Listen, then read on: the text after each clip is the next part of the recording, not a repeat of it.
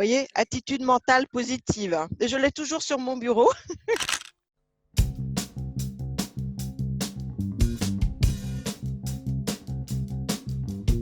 Catherine Pelé, je suis chez Solvarea, donc responsable organisation formation depuis 2015.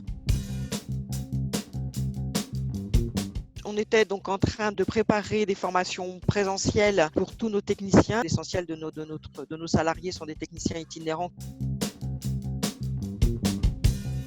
La première réaction, ça a été, personnellement, je l'ai pris un peu comme une catastrophe, c'est-à-dire là, tout notre plan de formation tombe à l'eau. Dès le début avril, on s'est dit, il va falloir continuer quand même à former malgré tout, puisqu'on a pour nos techniciens des obligations légales. Même les formateurs, comment faire une formation technique à distance? C'est pas possible.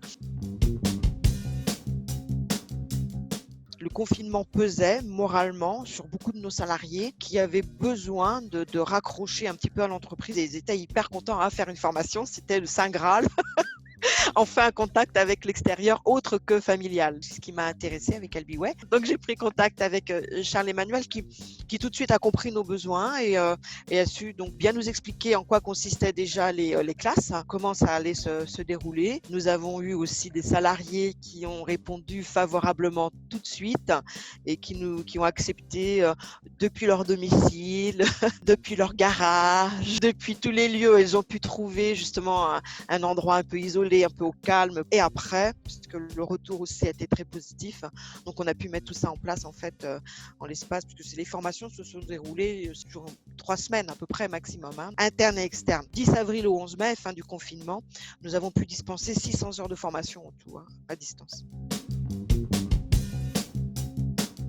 On a travaillé avec de grosses difficultés quand même, on n'était pas organisé, prêt à travailler à distance.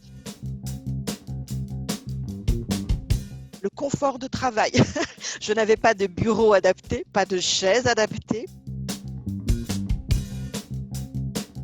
Dans mon métier, on se doit d'être proche des salariés et des gens. Et le fait d'aller le matin dire bonjour, comment ma porte du bureau soit ouverte, que les gens puissent venir me voir. Les gens ne se confient pas pareil que lorsqu'on est en visio, parce qu'ils sont chez eux, parce qu'ils sont effectivement dans un cadre peut-être entre guillemets plus rassurant. Et les gens vous communiquent plus et vous parlent plus d'eux-mêmes. Du coup, j'ai appris plus de choses sur mes collègues en fait, d'un point de vue personnel que professionnel. Et donc du coup, ça a créé plus de liens. Le positif, évidemment, c'est pas de déplacement. Donc pas de déplacement, plus de sécurité aussi pour nos salariés. Quand on est 10 ou 12 dans une présentielle, au bout d'un moment, avec le collègue, on a toujours une petite aparté, on est moins attentif aux formateurs, ce que le format à distance ne permet pas. On est chez soi ou au bureau. Du coup, ils sont plus attentifs les uns aux autres. Le top, c'est tout ce que ça a engendré de nouvelles perspectives justement dans notre façon d'envisager la formation, dans notre façon de travailler et dans la façon aussi d'aborder nous les salariés en tant que RH. On a fait un bond en avant dans l'ère moderne. Moi, la recette, c'est toujours positiver, quoi qu'il arrive. Est-ce qu'on peut dire positive avec stressante? Parce qu'en même temps, c'est une période dont on va retirer un stress positif. Voilà.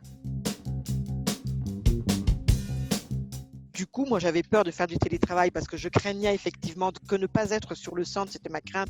Je me disais, mais où elle est? On ne peut pas la joindre, on a besoin d'elle. Mais en fait, non. En fait, je suis toujours joignable, je suis toujours accessible et peut-être même plus accessible